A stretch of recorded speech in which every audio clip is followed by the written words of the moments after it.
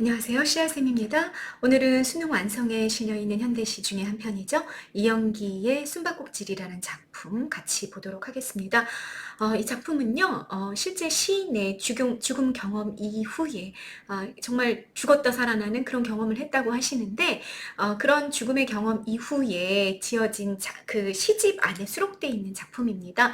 아마 우리 모두 어쨌든 생명이라는 모든 존재가 죽음을 맞이하게 되는데, 그 죽음을 사실은 직접 그 직전까지 가는 정말 그 의식불명 상태에서 뭐 이렇게 막 그 중환자실에 누워있는 이런 경험을 했던 사람과 그렇지 않은 사람이 죽음을 바라보는 관점 이런 것들이 대단히 많이 다를 수밖에 없을 것 같아요.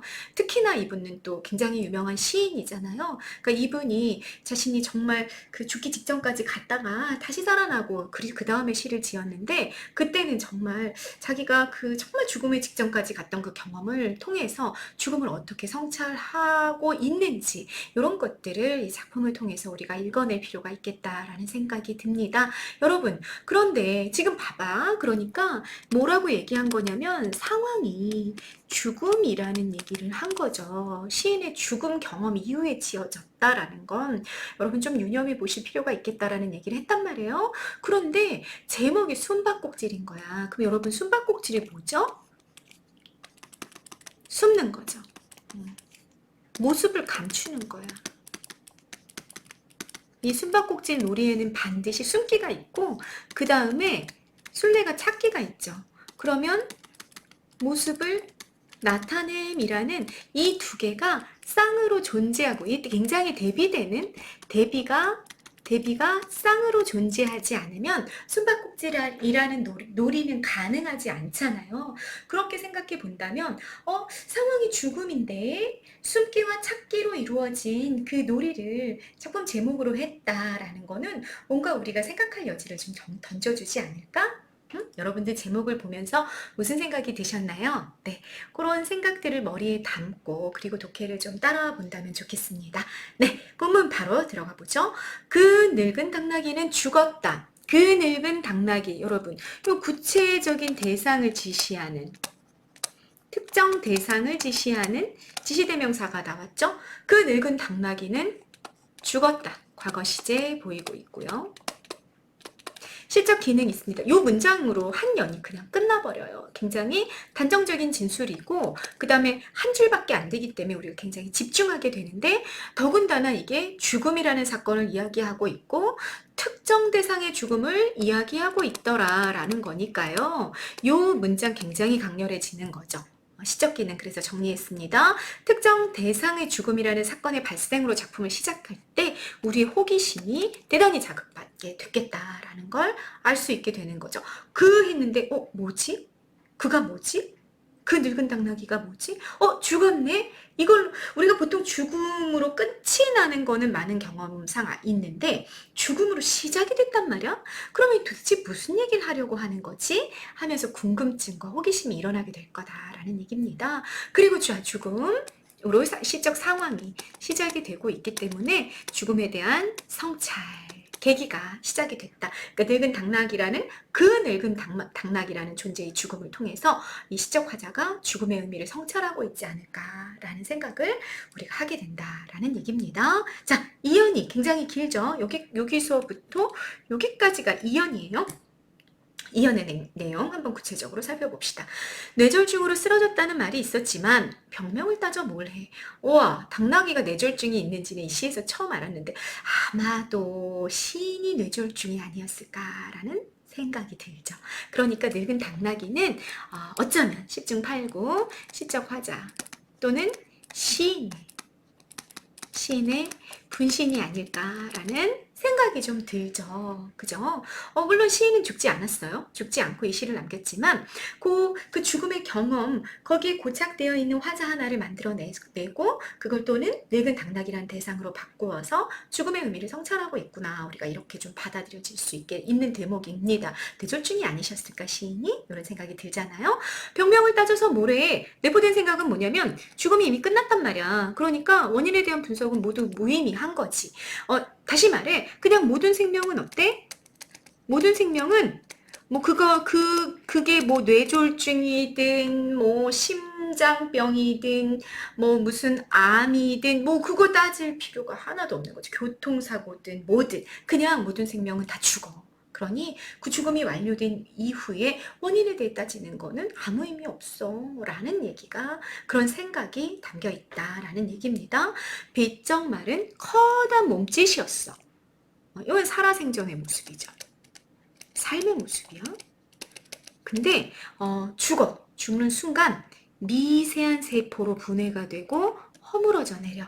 커다란 몸짓이 뭐로 바뀌어? 미세한 세포로 바뀌어. 이건 죽음의 모습이죠. 그래서 여러분, 커다란 것과 미세한 것의 대비가 나타났습니다. 이 대비를 통해서 뭐가 부각이 된 거야? 죽음의 의미가 부각이 된 거야. 아무리 커다래, 막 2m가 넘는 어떤 사람이야. 그래도 그 사람 죽는 순간 어때? 그 사람의 몸은 미세한 세포로 분해되어서 허물어져 내려가는 거죠. 그쵸? 그게 죽음이다라는 이야기를 한 거예요. 어떤 표현 기법이 사용이 됐는지 여러분 정리가 되십니까? 죽음은 눈에 보여요? 안 보여요? 눈에 보이지 않죠? 그래서 죽음은 여러분 추상적인 개념이고 관념입니다. 그런데 이걸 구체적이고 시각적으로 세포가 분해되고 허물어져 와르르 이렇게 무너져 내리는 그런 모습, 시각적이고 하강적인 이미지로 형상화한 추상의 구체화라는 표현 기법 으로 죽음을 굉장히 감각적으로 그려놓고 있구나라는 거 확인하실 수 있었습니다. 그리고 그 미세한 세포가 분해되고 허물어져서 결국은 마침내 한줌 흙으로 이퀄 먼지로 돌아갑니다.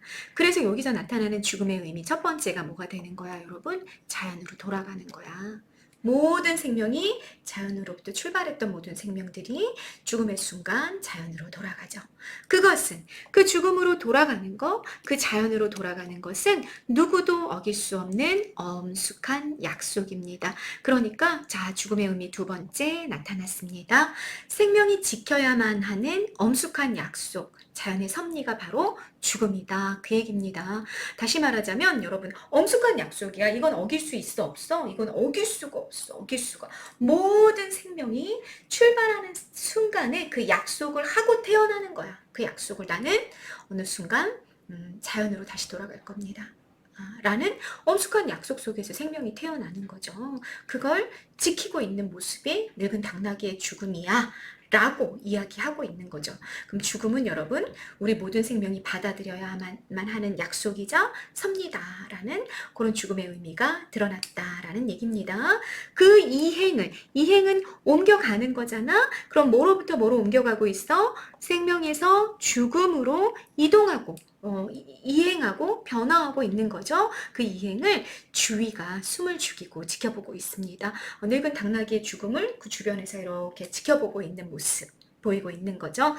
생명이 지켜가는 엄숙한 약속, 그 자연의 섭리가 운행하는 현장을 바라보고 있기 때문에 이 침묵, 숨을 죽이고 지켜보고 있는 이때는 대단히 경건하고 숙연한 분위기가 느껴지는 부분이 되겠다라는 얘기죠. 또한 자, 의미가 추가되고 있어. 자, 죽음의 의미 첫 번째 뭐였다고 여러분? 뭐 자연으로 돌아가는 것이고 또 생명이 엄숙한 약속을 지키고 있는 현장이야. 그래서 대단히 엄숙하고 경건한데, 그런데 또한 어떤 의미가 추가가 되느냐? 그것은 무엇인가가 모양을 갖추고, 다시 말해 죽음 혹은 죽은 당나귀가 무언가 모습을 갖추고 새로 태어나려는 전조는 어떤 일이 생길 분위기를 말하는 거거든요. 이런 징조가 있으면 그 다음에 뭔가 일이 일어나는 거지. 그러니까 이 죽음이라는 건 생명의 미리 앞선 전조다. 미리 앞선 분위기다. 이 얘기인 거야. 죽음은 곧 그러니까 뭐로 바뀔 거라는 거야? 생명이라는 또 다른 삶으로 바뀌어갈 거라는 얘기입니다. 자, 가치관, 무슨 가치관이 들어갔다? 죽음이 삶으로 연결되는 순환론적 가치관. 이걸 우리가 바로 뭐라고 그래요? 불교의 윤회론이라고 얘기하는 거죠. 그런 가치관이 이 작품에 담겨 있구나라는 걸 우리가 확인하고 갈 수 있습니다. 죽음은 뭐다? 삶의 전조다. 우리가 발자국으로 친다면 죽음은 삶의 앞걸음이다. 그 얘기인 거지. 그럼 그에 뒤 이어서 바로 뭐가 시작이 돼? 생명이 다시 시작이 된다라고 생각하고 있는 관점이 드러났다 그 얘기입니다. 그렇기 때문에 어때? 나무와 풀들이 수렴되면서 뭐 이렇게 조잘조잘 소근소근 이러면서 바람과 구름을 손짓하고 있는 거야. 자, 내포된 정수 기대감이죠. 표현법, 의인법, 열거법, 나무, 풀, 바람, 구름 다 나왔으니까 열거법이고요. 자, 내포된 의미 뭐예요? 생명의 탄생에 만물이 동참하는 거야. 기대감을 가지고 이 당나귀가 무엇으로 다시 태어날까? 풀로 태어날까? 바람으로 태어날까? 꽃으로 태어날까? 두근두근 기대하면서 만물이 그 생명의 그 탄생에 동참하고 있는 그 분위기가 나타났다라는 얘기입니다. 자, 여기 숨을 죽이고 지켜보고 있는 것과 또 생명의 탄생 동시에 일어나고 있는데 요 동시다발적인 그 두 가지의 사건을 바라보고 있는 그 분위기가 조금 대비가 된다는 것도 느껴지시죠? 죽음을 바라볼 때는 아주 엄숙하고 경건했다면 생명이 태어나는 징조로서 그 죽음을 바라보는 그 순간에는 온갖 만물이 기대감을 가지고 바라보고 있는 모습이 확인이 되고 있습니다. 이 모든 절차가 다시 말해 죽음과 생이 동시에 진행되고 있는 이 절차가 다만 침묵 속에서만 진행되는 봄볕 단양한 따뜻한 이란 뜻이고요. 따뜻한 오후 한때. 자, 시간. 죽음과 생명이 동시에 일어나는 시간이 언제였냐? 봄볕이야. 봄의 빛이 따뜻한 오후 한때였습니다. 그때 죽음과 생명이 동시에 일어나고 있었죠. 당나귀는 덜컥 무릎을 꿇고 지상에서 숨바꼭질하듯 잠적했다. 무릎을 꿇었다 여러분. 여기 안에 내포된 태도는 자연의 섭리. 다시 말해 엄숙한 약속. 생명이 태어나는 순간 했던 약속 나는 자연으로 다시 돌아가겠습니다. 그 약속에 순응하는 태도를 무릎을 꿇는다라는 태도로 행동으로 형상화했다. 라고 읽어낼 수 있겠죠. 그리고 숨바꼭질하듯 잠적했습니다. 사라진 거죠. 모습을 감췄습니다. 그럼 이 숨바꼭질의 원관념은 여러분 여기서는 죽음이 될 거예요. 그죠? 그러면 딱 사라졌단 말이야. 숨어있어 모습을. 그런데 어느 순간 어떻게 되는 거야? 시간이 잠깐 흐르면 짜잔 하고 다시 나타나게 될 거죠. 예, 여기까지가 2연이라면 그 짜잔 다시 나타날 것을 기대하게 만드는 것이 마지막 연입니다. 아니 진짜 숨바꼭질이다. 죽음이라는 건 숨바꼭질이야. 이런 얘기를 바꿔버린 거야. 그러면 이렇게 죽음의 의미가 바뀌는 순간, 숨바꼭질로 바뀌는 순간 의미가 두 개가 나타나는 거지. 숨기 죽음이고 소멸인데 찾기 혹은 나타나기는 생명과 생성이다. 그래서 결론적으로 죽음을 바라보는 화자의 인식, 죽음은 새로운 생명의 출발점이다, 시작이다 라는 인식을 드러내는 작품으로 여러분들이 이 작품을 이해하고 가실 수 있게 되는 겁니다. 자, 해제 한번 읽어볼게요. 이 작품은 늙은 당나귀의 죽음을 통해 삶과 죽음의 의미를 되돌아본 시입니다. 성차라는 시죠. 한 존재의 죽음을 소멸이 아니라 생성의 근원으로 보려는 인식. 그러니까 소멸도 있지만 생성의 근원으로 보는 그런 인식이 담겨 있습니다. 뇌졸중으로 쓰러졌다는 늙은 당나귀는 미세한 세포로 분해되고 허물어내리지만 그것은 새로 태어나려는 전조라고 읽고 있죠. 그렇기에 그것은 단순한 소멸이 아니며 사라졌다 언젠가 다시 나타나는 숨바꼭질로 비유가 되고 있습니다. 불교적 윤회관을 바탕으로 누구에게나 찾아오는 죽음의 문제를 엄숙한 약속으로 담담하게 수용하는, 받아들이는 화자의 태도 를 통해 시인의 삶과 죽음에 대한 인식을 엿볼 수 있고요. 요렇게 늙은 당나귀를 통해, 당나귀라는 외부 대상을 통해 죽음의 의미를 차분하게 성찰하고 있기 때문에 우리는 이 화자의 태도를 관조적이라고 읽어낼 수 있습니다. 여러분 관조라는 거 어떤 뜻이라 그랬어? 이렇게 거리를 두고 사물을 고용하고 차분한 마음으로 응시함으로써 본질을 드러내는 그런 태도를 관조라고 얘기했잖아요. 관조적인 태도가 대단히 돋보이는 작품이었다라는 거 여러분 읽어낼 수 있습니다. 자, 주제 그래서 어떻게 된 거야? 죽음에 내재된 삶의 순리. 네. 삶의 이치, 이렇게 주제를 읽어낼 수 있게 된다라는 얘기입니다. 여러분 본문 보세요. 본문 봤을 때 화자가 표면에 드러나 있나요? 네. 그러면 선생님이 표면에 드러나 있나요? 라고 묻는 순간 여러분들은 저 쿨틈에서 나가 있는지 확인하는 거잖아. 나 있어요? 없어요? 네, 나 없죠? 그래서 화자는 외부 관찰자야. 외부 관찰자로서 화자가 늙은 당나귀의 죽음을 통해서 죽음의 본질, 생의 본질, 생명의 본질을 성찰하고 있는 시였다라고 정리해 볼 수 있겠습니다. 네, 네, 짤막한 시였죠? 그렇지만 아주 깊은 의미를 담고 있는 시 한 편 같이 분석해 보았습니다. 이번 영상 여기까지 찍겠습니다. 감사합니다.